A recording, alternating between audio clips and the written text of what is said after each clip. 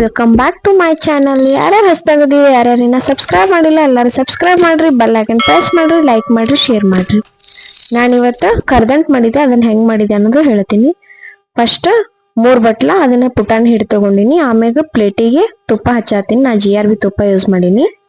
ಈಗ ಅದ same ಬಟ್ಲಲ್ಲಿ 2 cup ಸಕ್ರಿ ಹಾಕಿ ಅದ್ರೊಳಗೆ ಸ್ವಲ್ಪ ನೀರ್ ಹಾಕಿ ಈಗ ಅದನ್ನ ಕರಗಾಕ್ ಬಿಡ್ಬೇಕು. ಅದೀಗ ಸಕ್ರಿ ಕರಗಾಗತೈತಿ. ನಾನಿಲ್ಲೇ ಏಲಕ್ಕಿನ ಜಜ್ಕೋತೀನಿ. 2 ಏಲಕ್ಕಿ ತಗೊಂಡು ಅದನ್ನ ಸಣ್ಣಂಗ್ ಜಜ್ಕೋಬೇಕು. ಅದನ್ನ ಸಣ್ಣಂಗ್ ಜಜ್ಕೊಂಡು ಪುಡಿ ಆದ್ಮ್ಯಾಗ ಹಾಕ್ಬೇಕು. ಹಾಕಿ ಅದನ್ನು ಸ್ಟೇರ್ ಮಾಡ್ರಿ. ಈಗ ಈ ತರ ಆಗ್ಬೇಕು ಸ್ಟ್ರಕ್ಚರ್. ಆದ್ಮ್ಯಾಗ ಒಂದ್ ಬಟ್ಲಾ ತಗೊಂಡು ಅದ್ರೊಳಗ್ ನೀರ್ ಹಾಕಿ ಈ ತರ ಹಾಕೋಣ ತಳಗ್ ಹೋಗಿ ಸೆಟಲ್ ಆಗ್ಬೇಕದ, ಅಂದ್ರ ಕರೆಕ್ಟ್ ಐತಿ ಅಂತ ಹೇಳಿ. ಈಗ ಅದ್ರೊಳಗ ಪುಟಾಣಿ ಹಿಟ್ಟಿತ್ತಲ್ಲ ಅದನ್ನ ಹಾಕಿ ಮಿಕ್ಸ್ ಮಾಡ್ಕೋಬೇಕು.